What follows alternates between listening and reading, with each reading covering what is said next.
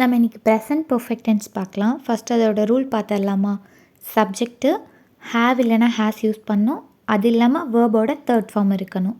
இப்போ சென்டென்ஸ் பார்க்கலாம். நான் ஏற்கனவே சமைச்சிட்டேன் அப்படின்னு சொல்கிறோம். நான் அப்படின்னா ஐ யூஸ் பண்ணுவீங்க. ஏற்கனவே அப்படின்னா ஆல்ரெடி. சமைச்சிட்டேன் அப்படின்னு சொல்கிறோம். சமைச்சிட்டேன் அப்படின்னா இந்த இடத்துல வேர்போட தேர்ட் ஃபார்ம் யூஸ் பண்ணணும் ப்ரெசன்ட் பர்ஃபெக்ட் டென்ஸில். அப்போ குக் என்னவாகும்? குக்குட் ஆகுமா? So I have already cooked. Have ஏன் யூஸ் பண்ணியிருக்கோம்? இந்த ரூலையும் தெரிஞ்சுக்கோங்க. ஐ யூ வி தே வர இடத்துலலாம் நம்ம ஹேவ் யூஸ் பண்ணுவோம்.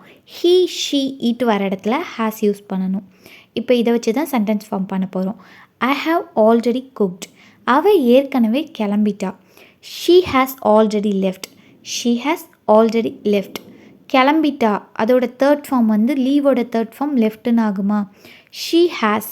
ஐயூவி தே வந்துச்சுன்னா ஹேவ் யூஸ் பண்ணுவோம். ஹீ ஷீ இட் வந்தால் ஹேஸ் யூஸ் பண்ணுவோம். அதனால் இந்த இடத்துல ஹேஸ் யூஸ் பண்ணியிருக்கோம். She has already left.